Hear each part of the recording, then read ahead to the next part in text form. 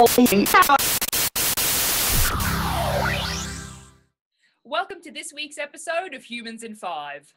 We've said it before and surely we'll say it again, but climate change is happening across our planet. Temperatures are rising and climate events, including floods, massive storms, and temperature extremes are happening more often. People around the world are looking for solutions to help slow the rate of change our planet is going through. It's too late to stop it, but more and more people are worried about their individual impact on their environment.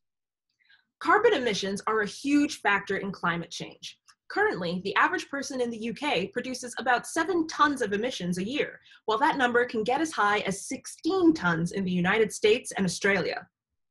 If we wanted to slow climate change on a personal level, we'd have to get that number down to 2 tons a person. There are many ways that people can reduce their impact on the climate. A new study from Lund University has tried to calculate the impact of the most influential climate-saving actions that people can take in their day-to-day lives.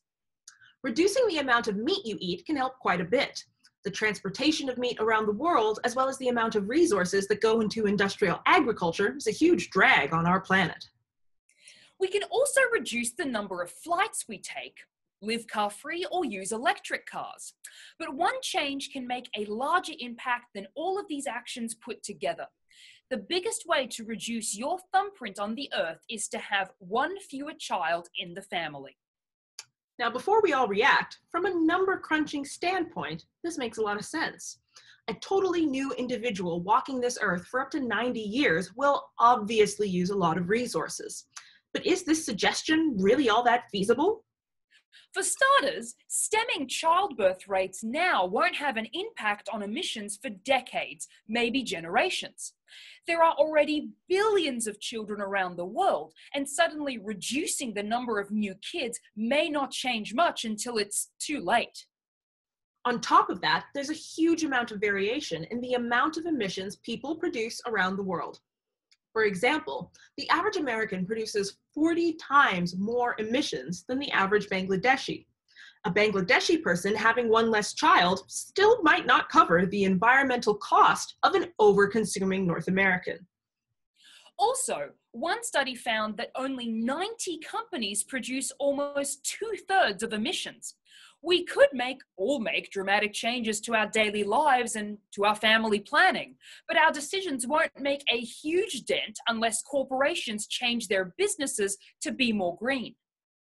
Overall, attitudes towards living green are changing. Trends like Meatless Monday and adding public transportation or a bike ride to our commutes help.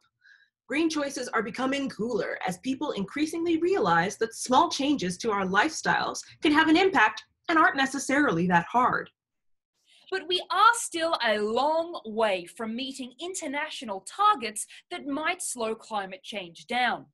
More corporations are starting to ride the green wave as they find that green tactics are actually beneficial to them too. However, any changes will take time. Our lifestyle choices do have an impact, and things like recycling and exploring our own backyards by bike or by foot, they'll help.